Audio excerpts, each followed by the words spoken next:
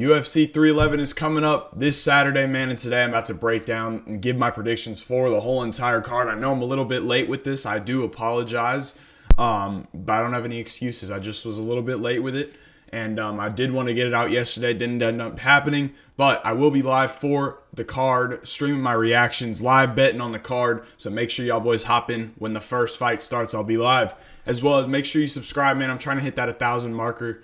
I want to say by the end of February. I'm aiming for that. But yeah, man, not going to waste any more time. Let's hop right into it.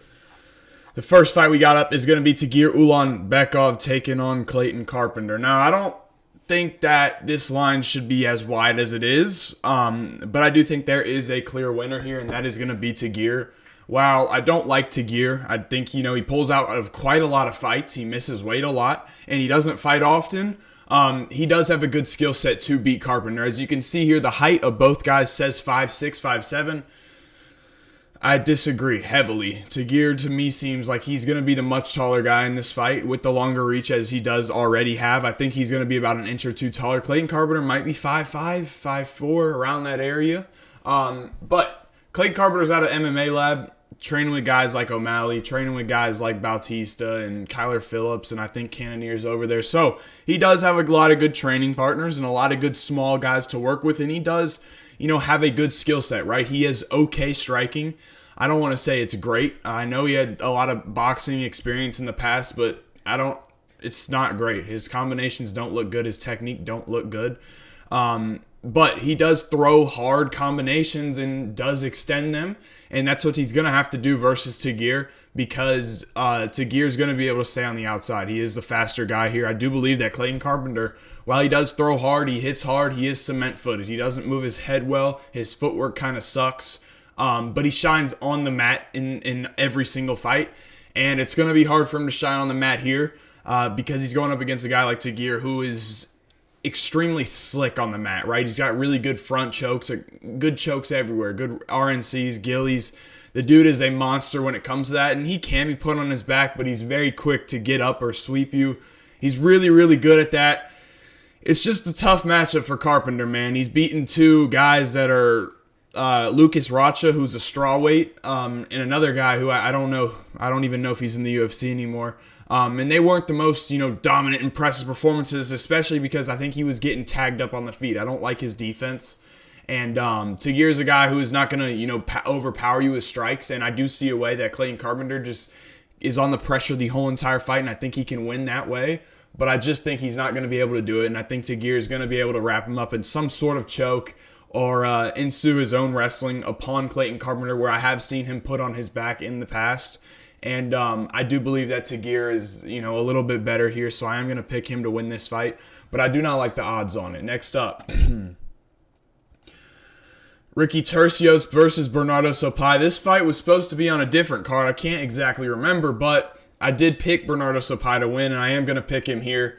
Now, Ricky Turcios is a high motor guy with, just a lot of kicking, a lot of volume, but his technique sucks. He just kicks at anything, and he's not very good anywhere, in my opinion. I think he's actually his best on the mat with his scrambling ability, because he's so tricky and so, high motor that he is able to scramble and reverse like at a very high level and put you in a bad position.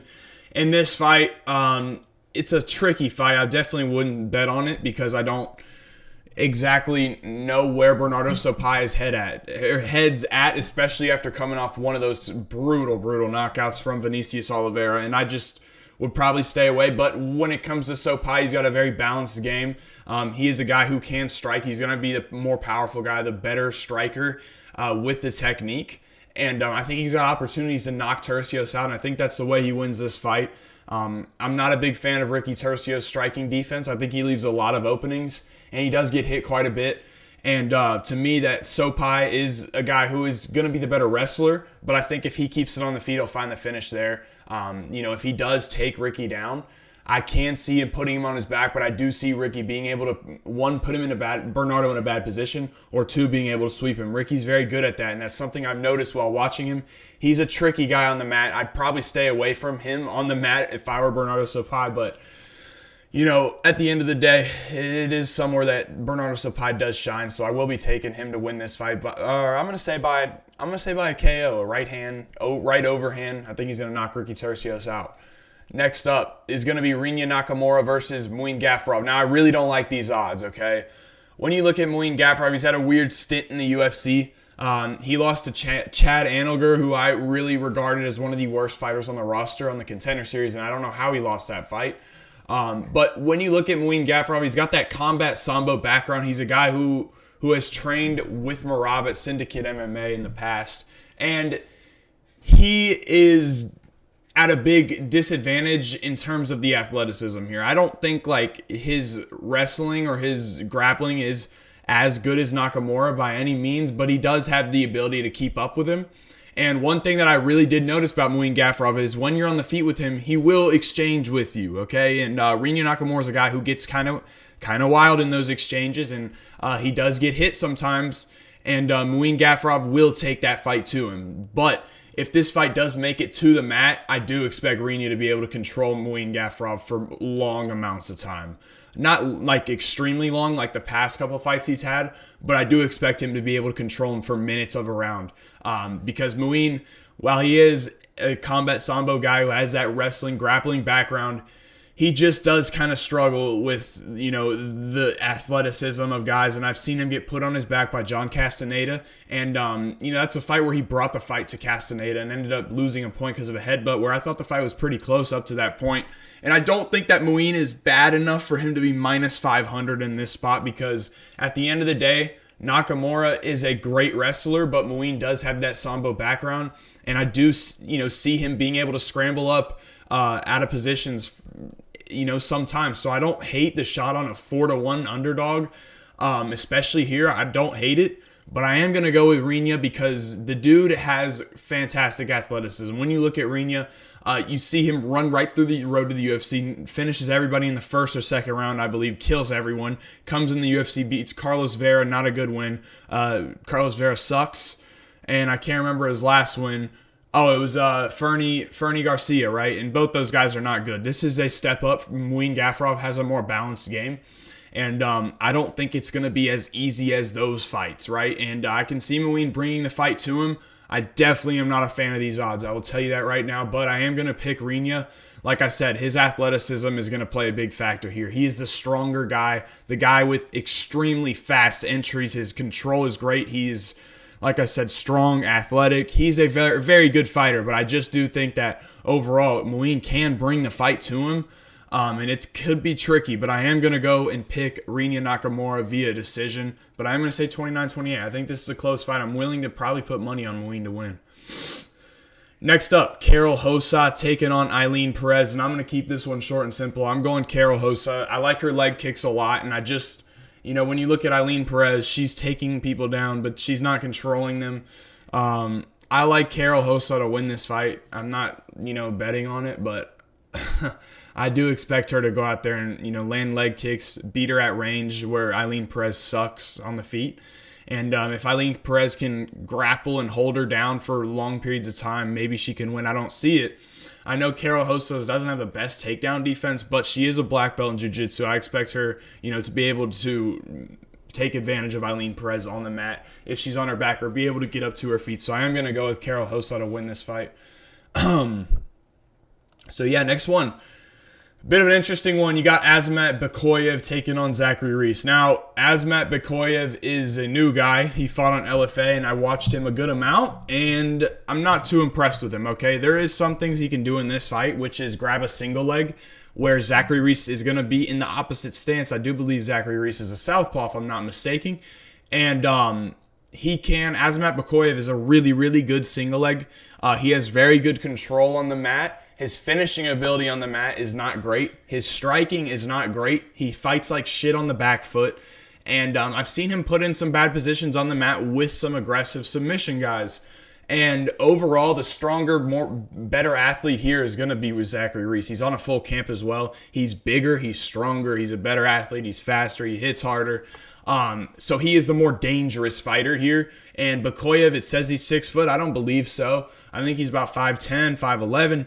And he's a bit of a tubby, like Dagestan with no athleticism, kind of. So Think about like a Makhachev without like the athleticism of being able to shoot a really fast double leg. He just doesn't have athleticism. That's why he hasn't made it to the UFC. And now he's getting an opportunity against Zachary Reese where he is the big favorite here. And I understand in some sense because he is a guy who does have solid control. He can control the fight from the ground. And yeah, he does have good control. You know, he's gone to a split with Dylan Budka, which is a horrible look. But Zachary Reese, I'm going to trust him to get this one done. I like his threat of danger on the mat with his submissions. He's got aggressive arm bars from his back. He's got aggressive triangles from his back. He's got guillotines. I'm expecting he took this fight due to that, you know, looking at Azamat Bekoev's film and thinking that he can win this fight. And I do believe that I am going to pick Zachary Reese. You know, if you've got a guy that is willing to take a fight versus this person, you know, on 1 week's notice, I'm sure this wasn't the only, you have to fight him, right? So I'm sure Zachary Reese was confident that he could win this fight, or confident he had a great camp to go out there and win. And I do expect that he was training a good amount of takedown defense because Cedric Dumas is a guy that probably would have ended up shooting on Zachary Reese, in my opinion. And maybe he feels like he can get this one done. I'm going to trust that he can. I don't see that many special things from Azamat Bekoev. I don't think he's that good of a fighter. And I do think that Zachary Reese poses a big danger threat. He's got big power on the feet. He's got nasty submissions off his back. And I expect him to use those positions to sweep Bekoev and get back up to his feet, maybe a Kimura, something like that. And I've seen him do it versus Jose Medina, which isn't a great comparison, but he does have the ability to do that. I don't know what belt he is in jiu-jitsu, but he's aggressive and he looks solid on the mat from the guard, and he will work that guard position to find you in a triangle. So that does make me a little nervous here, but I am going to trust him to get this one done. I want to say by a finish. I think that Bekoev's a little bit chinny. I mean, Budka was able to drop him, which is unheard of, and I've seen him get hurt a lot in his LFA fights. I think that Reese got opportunities to finish him here. I think he gets a finish, so I'm going with the underdog, Zachary Reese. Next up is Grant Dawson versus Diego Ferreira. Now, originally, I was thinking Diego Ferreira could go out there and win this fight, but man, I watched back Grant Dawson. In one fight specifically, I watched him versus Damir Ismagulov, man. Oh my goodness. We've never seen anybody do that type of shit to Damir. He had 5 takedowns in that whole entire fight and controlled him for 3 minutes. He had 3 takedowns in that whole entire fight, controlled Damir Ismagulov for 12 and a half minutes. I mean, Damir's a good defensive wrestler, right? And Grant Dawson was able to absolutely destroy him in terms of the control, in terms of the grappling. He's a very, very impressive grappler. He's one of those guys that has the ability to grapple like Makhachev. And, you know, you see a guy like Arman Sarukian who didn't have as much success with the guy like Damir Ismagulov, where Arman was shooting, you know, I think he had shot 6 or 12 takedowns in that fight, landed 6 of them, but had a hard time holding Damir down. And Grant Dawson had no problem with that. And I do believe that Grant Dawson is a very, very capable grappler. Now, Diego Ferreira, 39 years old, which is a concern at this point. I know he's coming off a big win versus Mataus Rebecki, but let's not act like he wasn't taken down by Rebecki in that fight. He was taken down by Rebecki. You cannot get taken down by Dawson. Now, a good thing that Ferreira does is he will roll for leg locks, and he does have very good jiu-jitsu and submissions on his back. But man, I don't know, man. Dawson seems so capable on his back.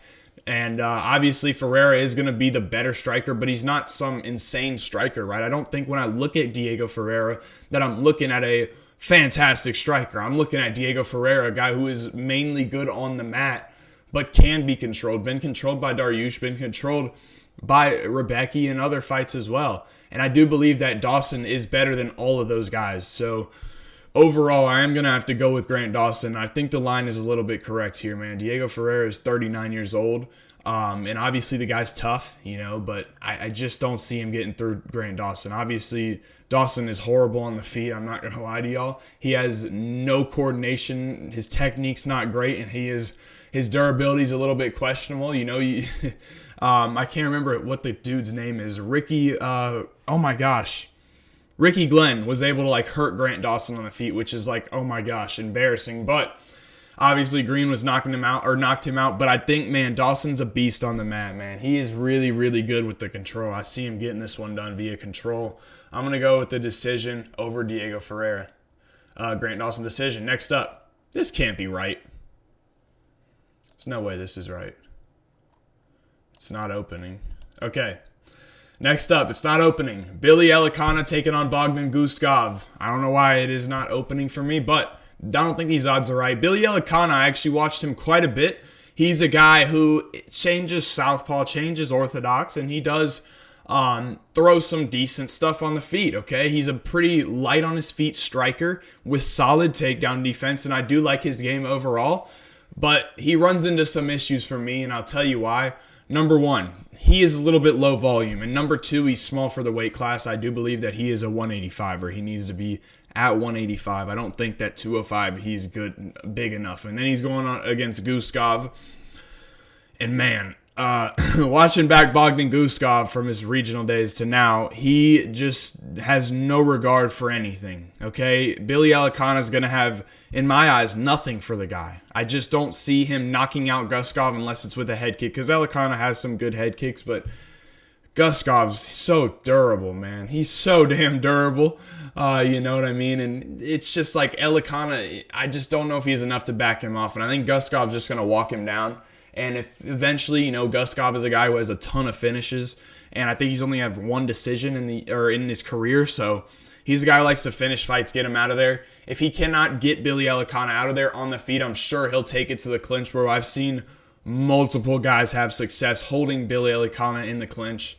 And ultimately, I got to go with Guskov here. I don't think it's a close fight. I think Billy's small for the weight class, and I just don't see enough power from him coming towards Bogdan Guskov's way for him to give him any sort of respect. So I do believe Guskov will walk him down and beat his ass.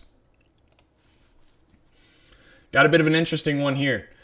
We got Jailton Almeida taking on Serghei Spivac. Now, I want to get this out of the way, okay? Because honestly, this is making me pick who I pick in this fight. Serghei Spivac is a guy who hit the scales last time against Marcin Tybura at 238 pounds. He looked the best of his career. He looked incredible, man. You saw him immediately start in that fight versus Tybura, get aggressive, come out with a nice right hand, an inside low kick, and eventually got taken down but rolled for an armbar, right?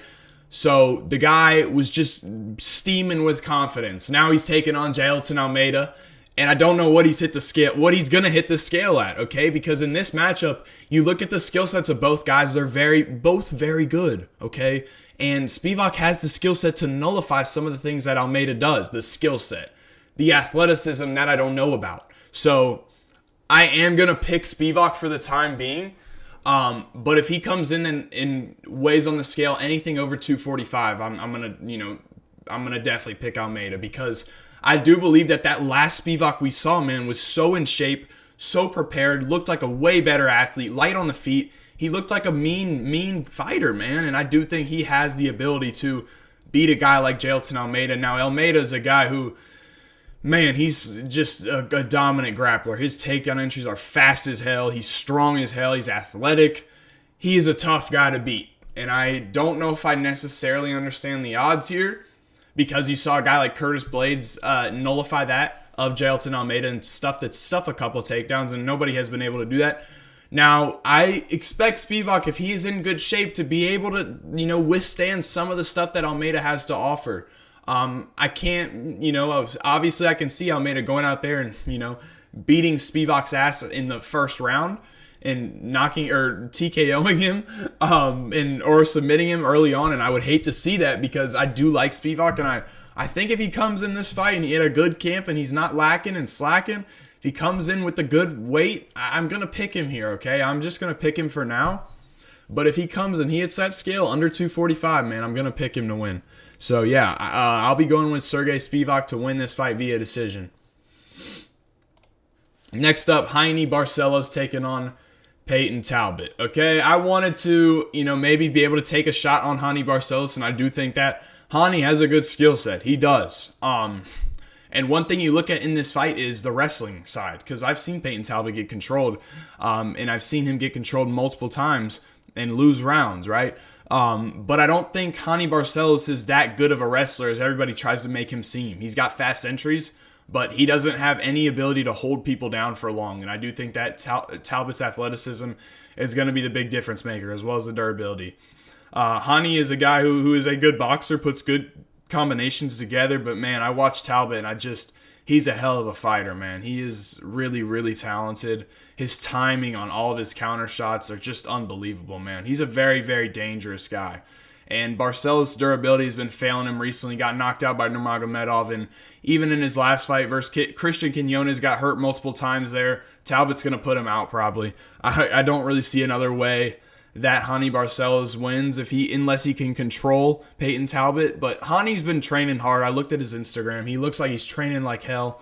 But I just don't know if it's going to be enough, man. I just think Talbott he's a very, very good athlete and sneaky guy with huge pop in his hands. I just think that he gets this one done. I'm going to say by a KO, first round. Next up is going to be Kevin Holland taking on Reinier de Ridder. Now, I'm going to be honest with you guys. I'm completely staying away from this fight. It's too many question marks here. I'm going with Kevin Holland, though. It's... Just flip a coin for this fight, everybody. Kevin Holland, I don't know if he's going to win. I never know if he's going to come up and show up like he should show up. He's at a reach advantage here. He's a faster guy. Hits harder. Reinier is a guy who likes to use the body locks, the trips to take you down. But he looks like he's not as dominant as I thought on top. And that was big and really important to me because I thought he's going to be able to hold GM3 down. And I know GM3 has great jiu-jitsu, whatever.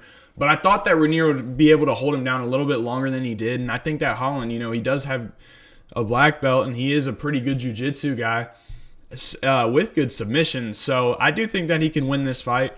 And I am going to pick him to win. I don't really want to bet on this. I'm not going to. But I am picking Kevin Holland to win this fight via a TKO in the second round.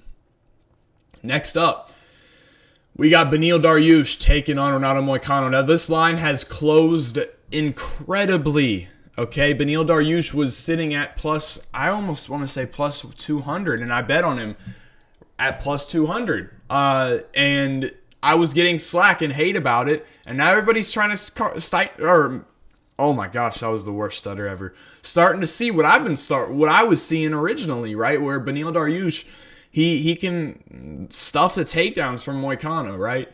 And when you look at this fight on the feet, who's the more dangerous guy? Beneil is, okay? And not to mention, why can't Beneil put Renato on his back? Why can't he do that? I don't know why he couldn't, okay? Because when I look at Renato Moicano just a couple fights ago, and I know it was Rafael dos Anjos, he was getting fucking ragdolled by Dos Anjos. Ragdolled. Okay, and I think Dariush is a capable grappler enough to put a guy like Moicano on his back. So I can see, look, I can see Moicano having success with the hands because he is a guy that does have a little bit more clean technique when it comes to his boxing and his striking. He does have faster combinations, faster hands, but not that danger threat, not that power threat, and not that volume or variety with the kicks and stuff. He doesn't really have that.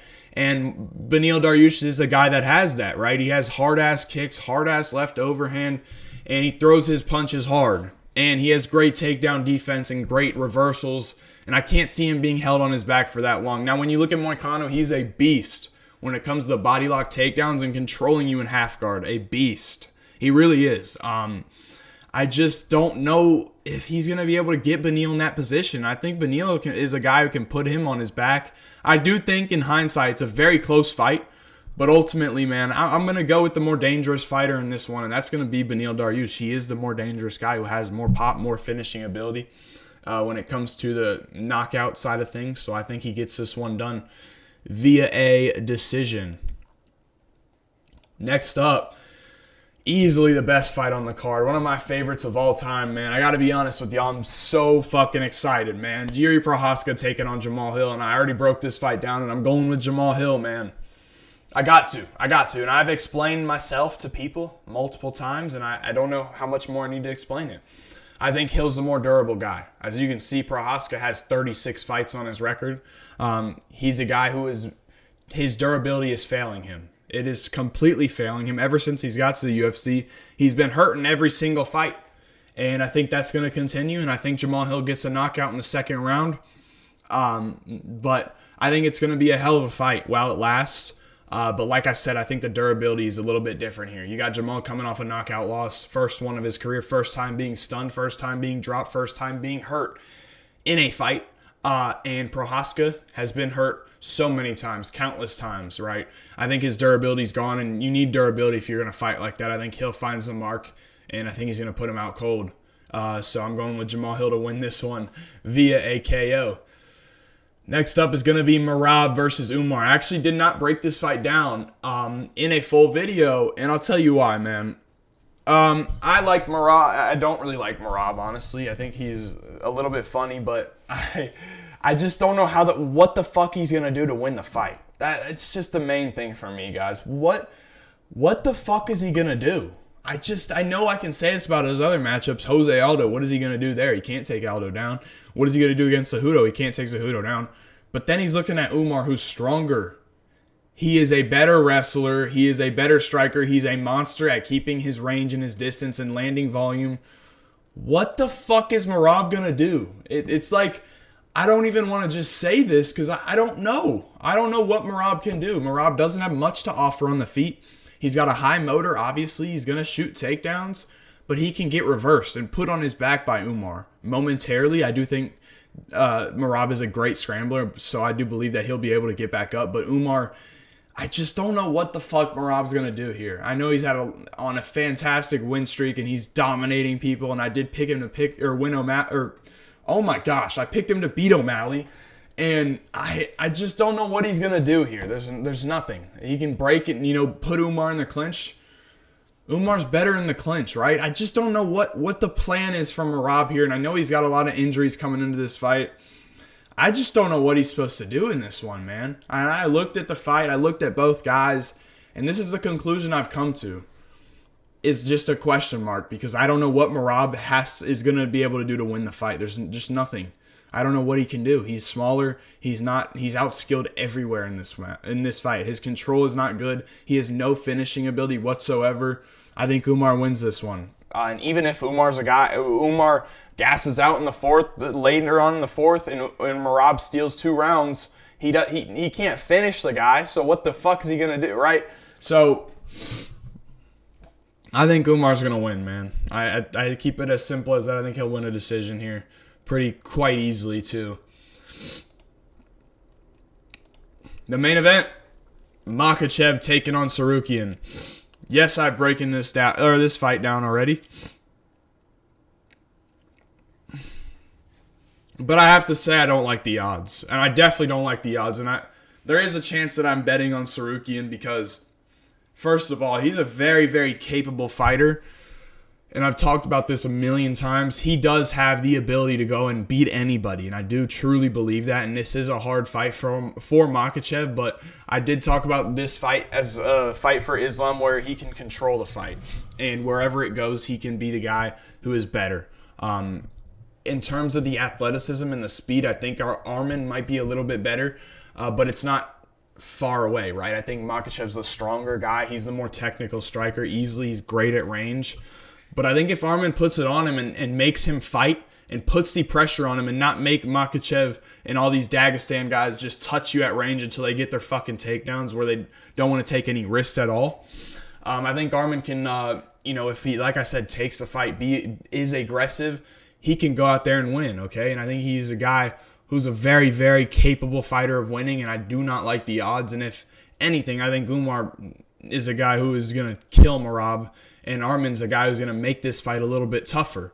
So ultimately, man, I do like Islam to win. I just think he's got the better skill set overall, stronger, better fighter at range. He probably is a better submission threat as well in this fight. Now, I don't think he gets the finish here, but I do think that if he wins this fight, he does win it 4 rounds to 1. I'm sorry.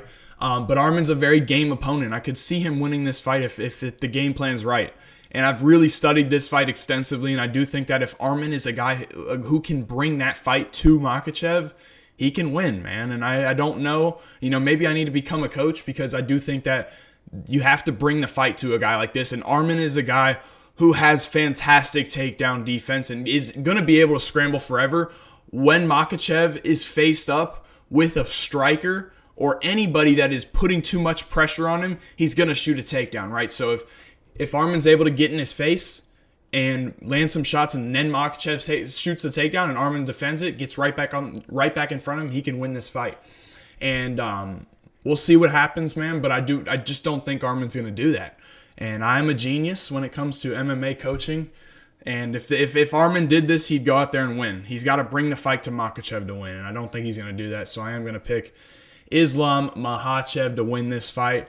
Quick overview. I'm going to go over the fighters I picked. Number 1, Islam Makhachev to beat Arman Tsarukyan. Number 2 is going to be Umar Nurmagomedov to beat the champion Merab Dvalishvili. The featured fight, I'm picking Jamal Hill to KO Yuri Prohaska. The other fight, next fight on the card, Beneil Dariush. I'm picking Beneil Dariush to beat Renato Moicano via decision. The underdog here, we're picking him to win. Fuck, I just clicked on Beneil. Next up, Kevin Holland versus Renier de Ritter. I'm going with Kevin Holland to win this one. I think he's a better fighter here. Picking him to win. Next up, Talbott versus Hani Barcelos. We're going with Payton Talbott. The next fight is going to be Spivac versus Almeida. We're going with the massive underdog in Spivac. I'm trusting him to get it done. Next up is Guskov versus Elekana. These odds are not correct. I'm going with Bogdan Guskov. Diego Ferreira, Grant Dawson. We're going with Grant Dawson here to get this one done. Zach Reese, Azamat, Bekoev. I'm going with the underdog American Zach Reese. Karol Rosa versus Ailín Pérez. We are going with Karol Rosa to get this one done. Muin, Gafurov, Rinya, Nakamura. A bit of a close fight. I don't like the odds here, but I am going to pick Rinya Nakamura to win this one via 29-28 decision. Ricky Turcios, Benardo Sopaj. We're going with Benardo Sopaj to win. And Clayton Carpenter versus Tagir Ulanbekov. I'm going with Tagir to win this fight via a submission. That's going to wrap it up for me. I hope y'all boys enjoyed. Make sure you subscribe, and I will catch you in the next one.